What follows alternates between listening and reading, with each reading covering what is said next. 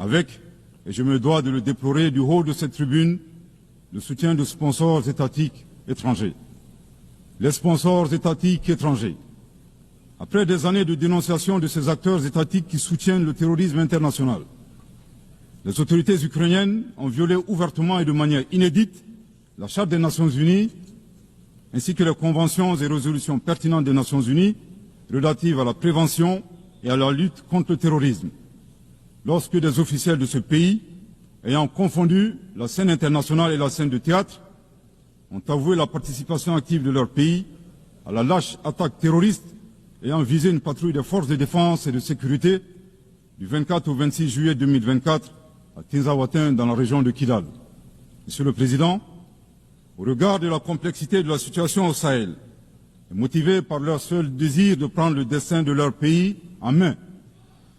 Leurs Excellences, le capitaine Ibrahim Traoré, président du Faso, chef de l'État du Burkina, le colonel Assimi Gota, président de la transition, chef de l'État du Mali, et le général de brigade Abdourahmane Tiani, président du Conseil national pour la sauvegarde de la patrie, chef de l'État du Niger, ont dans un premier temps institué l'Alliance des États du Sahel, une architecture de défense collective et d'assistance mutuelle dans la lutte contre le terrorisme, en signant la charte du Liptako-Gourma le 16 septembre 2023. 10 mois plus tard, précisément le 6 juillet 2024, les pères fondateurs de l'AES ont souverainement décidé de transformer ce mécanisme en une confédération centrée sur 3 axes: la diplomatie, la défense et le développement, avant de parvenir à terme à une fédération. En si peu de temps, des résultats édifiants ont pu être obtenus dans la lutte contre le terrorisme grâce à la mutualisation des moyens de défense, des opérations militaires conjointement menées et un engagement sans faille à éradiquer le terrorisme. C'est la raison pour laquelle les États membres de la Confédération des États du Sahel ont adressé le 19 août 2024 une lettre conjointe au Conseil de sécurité des Nations Unies pour dénoncer le soutien des autorités ukrainiennes au terrorisme international, condamner l'agression contre le Mali, demander au Conseil de sécurité de prendre des mesures appropriées contre les autorités ukrainiennes. Soit dit en passant, qu'il me soit permis de rappeler que ce nouvel envoi de lettres intervient pendant que le Mali attend encore la suite réservée à une précédente lettre de saisine du Conseil de sécurité des Nations Unies en date du 15 août 2022 afin d'exposer les actes d'agression français à son encontre ainsi que leur implication dans la promotion des 3 formes de terrorisme au Sahel, à savoir le terrorisme armé, le terrorisme économique et le terrorisme médiatique. Couvrant une superficie de 2 758 000 km²,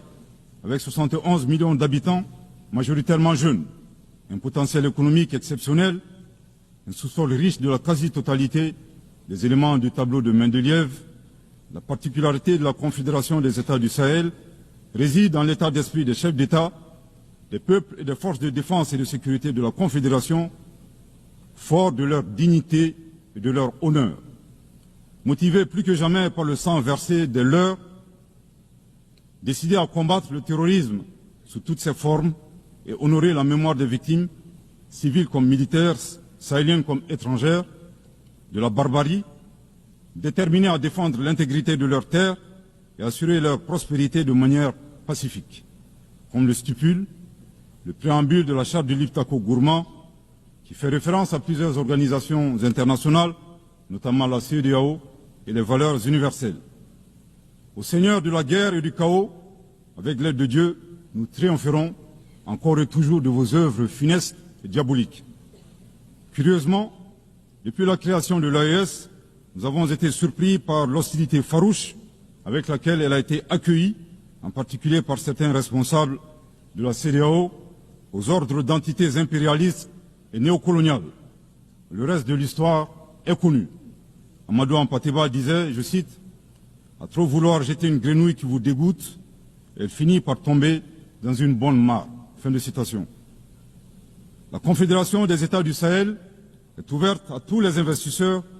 à condition que le partenariat profite aux populations sahéliennes et à la condition de respecter la souveraineté des États.